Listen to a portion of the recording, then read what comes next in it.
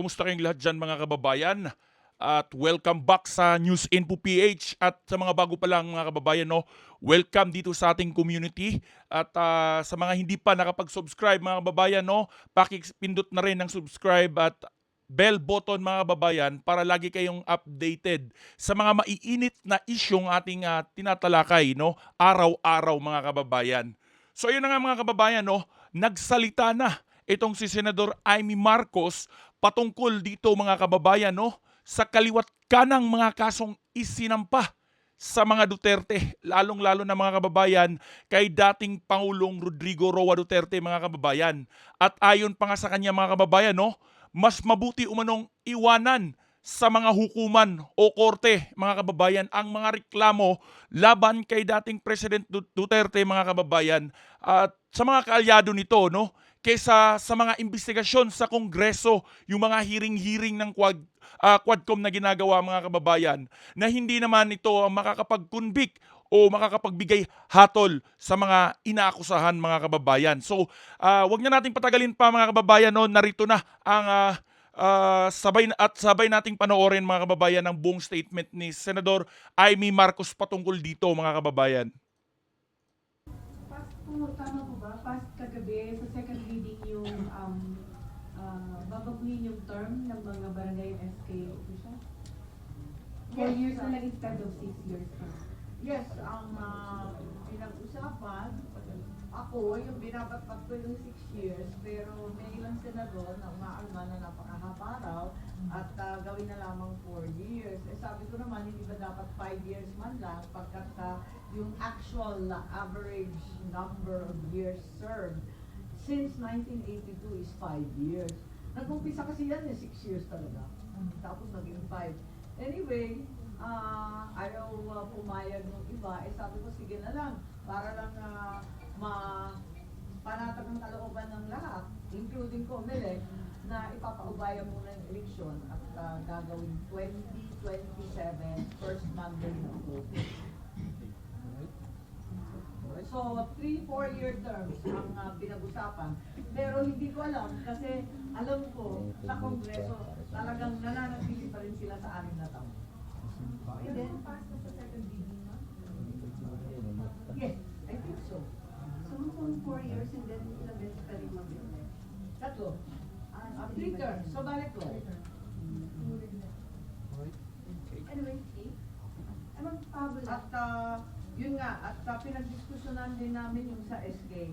Kasi yung sa SK naman, controlled by their age, di ba? May limitasyon sila na sa 30. Oo. Ma'am, hindi ka pa nananawagan na sana dahil nila sa korte yung mga issues against former President Duterte kaugnay ng war on drugs. Finally, may committee report na yung Quadcom Committee, kaya lang ang kanila recommendation, mag-file ng kaso against former President Duterte, Senator De La Rosa, Bongo, paglabag daw sa Republic Act 9851 o yung Philippine Act on Crimes Against International Humanitarian, Genocide and other crime against humanity. I think karapatan ng mga committee sa Congress maglabas ng anumang committee report at mag-recommend ng pagpatay ng kaso. Ako, noong pa, sinasabi ko na talaga, dali na sa korte, sapat na yung ebidensya. Kung tingin ninyo, yung katibayan na isapat, dali na sa korte yan, sa lalong madaling panahon. Oh, ayun mga babayan, oh, sabi ni Amy Marcos, kung may sapat na ebidensya ay dalhin na sa korte, no, mga kababayan, kung yung mga akusasyon nila ay may matibay talagang ebidensya mga kababayan. Kasi unang-una din mga kababayan, no, hindi lang aksaya sa oras kundi aksaya ito sa pera ng ating gobyerno mga kababayan, no. So every time na may mga hearing na ginagawa itong mga congressman na ito sa Kongreso, mga kababayan. Pagkat hindi naman nakakapag-convict, parusa, sentensya ang ating mga mambabatas, dilan na natin. Dapat kung may dapat managot, pasagutin na kaagad. Bakit papatatagalin? Ano kasi itong mga congressman mga kababayan, ipapabilib at pasikat, no, na parang ano pa nila yung mga laging contempt mga kababayan, no. Yan yung kayabangan ng mga nasa Congress mga kababayan. Ako pumunta sa investigasyon, di ako napunta eh. Kung ibang mga hearing at Matyaga ako dyan, kahit magdamagan tayo dyan. Pero yung investigasyon, kapag hindi klaro sa akin kung ano yung in aid of legislation, kung talagang papaltan ba nila yung ano ba, yung sa police, yung sa PNP modernization, isasama ba yung IFA, yung mga yon, papaltan ba yon o papaltan ba yung pagsusuri at yung audit doon sa confidential fund, sa contingency, calamity fund, yung ba ang pakay? Kung hindi maliwanag sa akin, hindi ako mapunta eh. Kasi hindi ko alam kung anong gagawin ko doon. Okay, last two questions from JD ng IBC 30. Kasi naman talaga kaya hindi malinaw no kung ano yung punto na gustong ipano ng mga congressman, mga pulpul na congressman, mga kababayan no.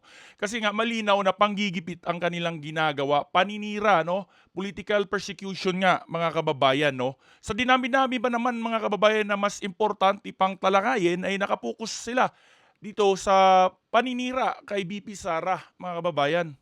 Lalo na sa mga Duterte, no? Drug war, sinasabi nilang hindi daw effective. Pero kung taong bayan naman, makikita natin sa mga comments sa lahat ng social media platform, mga kababayan, no? Na halos marami sa mga Pilipino ang nagustuhan no? At humanga no? At aprobado yung drug war ni President Duterte. Sa Kamara po kasi lusot na yung pag-postpone sa farm elections. Any action? Hindi ko alam. Oo, nabalitaan ko nga, pero pinila nga rito ng ating Senate President. Maraming nag-o-object, pero marami namang suportado. Maski yung mga grupo na dati-dati ay tinututulan yung farm election. Naalala ko nung 18th Congress, sila yung galit na galit dyan. Pero ngayon, andyan na yung BTC, yung MI, MILF, lahat sila gustong-gusto na magkaroon ng election. Madalas Tingnan yung mga kababayan no, may sariling eleksyon na ang Mindanao mga kababayan no at ito mga kababayan ang napakadelikado kasi nga mga kababayan kung ipipilit nila itong gusto nilang mangyaring ma-impeach si BP Sara at etong si President Duterte mapakulong nila at mga kababayan no ay panigurado etong mahahati ang Pilipinas mga kababayan at posible pang magkaroon ng sariling gobyerno ang Mindanao at baka masama pa ang Visayas or yun nga worst to worst case mga kababayan no, magkakaroon ulit ng martial law at magaya matulad itong si PBBM sa kanyang ama mga kababayan no. ako sa Mindanao, sa totoo lang, at ang pakiramdam ko, gustong-gusto na ng ating mga kapatid na Muslim magkaroon ng karapatan bumoto at pumili ng kanilang sariling mga leader. Overdue na eh. Kasi kumbaga, ikatlong postponement na to eh. Hindi na tama. Parang matagal ng patagal eh. Ba't naman natin pinaghihintay? So yung RAA after ng ratification ng Senate, ano ba? Transmitted pa rin sa Malacanang. Yes, pirmahan na. Ang problema, katulad nung sa Korean, hindi pa pala pasado sa Japan. Kasi ang gulo nila eh, di ba nagkakaroon sila ng pagbabago ng Prime Minister and so on. So, tayo, tatapusin na natin kaagad-agad, wala nang makikip. Ang susunod, kailangan na sa Japan naman i-ratify rin para maging effective. So technically, wala pang benefits na may dudulot yung ratification. Actually, even without the RAA, may benepisyo na tayo eh. Kasi nagkaroon na ng donasyon sa Official Security Assistance, yung bago nilang financial service na nagbigay na sila ng mga radar at saka mga air surveillance equipment sa ating Air Force at tutulong rin sa Coast Guard. Yung iba binili natin at bumili rin tayo ng mga barko sa kanila. So we ordered another 12 boats, so I believe that all this maritime and air domain awareness will be very helpful to us. And the Japanese have a lot of Alam niyo mga kababayan no, speaking of mga kagamitan nung para sa mga sundalo, Navy, Air Force mga kababayan no. Etong mga congressman na ito na walang ibang ginawa kundi ang manira, mga kababayan, no? Nakafocus sila kay VP Sara at kay President Duterte at mga kalyado dito na pabagsakin, no? Dapat sana ay tutukan nila, mga kababayan, itong panghaharas ng China, no? Paliit ng paliit yung mga teritoryo natin dahil inaagaw na ng China, mga kababayan. Baka bigla pagdating ng araw dahil sa kurakot na masyado itong mga politiko natin ay magiging state na lang itong Pilipinas sa China, no, mga kababayan, kung puro na lang kurakot itong nakaupo sa ating posisyon, mga kababayan, no. Dapat sana pinaghihiringan nila kung paano ipagtanggol at depensahan yung ating mga teritoryo, no, mga kababayan. Kawawa nga yung mga Coast Guard natin, naaagaw na yung mga lupain at karagatan na sakop ng ating bansa, nakapokus lang sila sa paninira dito kay President Duterte at dun kay VP Sara Duterte, mga kababayan, at sa kanilang mga kaalyado. Pero mga kababayan, no, gaya nga ng sabi ni Senador Bato de la Rosa, mga kababayan, napakarami ang hindi nagustuhan itong ginagawa ni President Bongbong Marcos ngayon, no? Yun nga, mga kababayan, maraming tahimik lang. Pero yun nga lang, mga kababayan, nakakabilib. Etong si De La Rosa, si Senador Bongo at yung ibang mga ipinagsisigawan na suportado nila ang mga Duterte, kahit tagilid ang mga Duterte ngayon dahil ang mga Marcoses ang nasa kapangyarihan, no, mga kababayan. So isipin nyo, grabe. At ngayon nga, mga kababayan, hearing lang sila ng hearing, sampalang ng kaso, wala namang matibay na ebidensya, no, mga kababayan. Ang ano lang kasi nila ay siraan ang ating Pangulo, dating Pangulo, at si VP Sara Duterte, mga kababayan.